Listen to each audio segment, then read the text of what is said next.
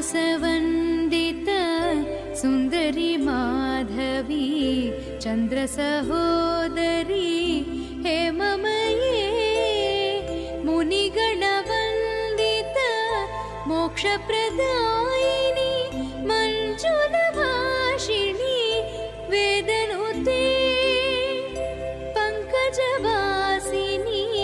देवसुपूजित सद्गुणवर्षिणी शान्तियुते जय जय हे मधुसूदन कामिनी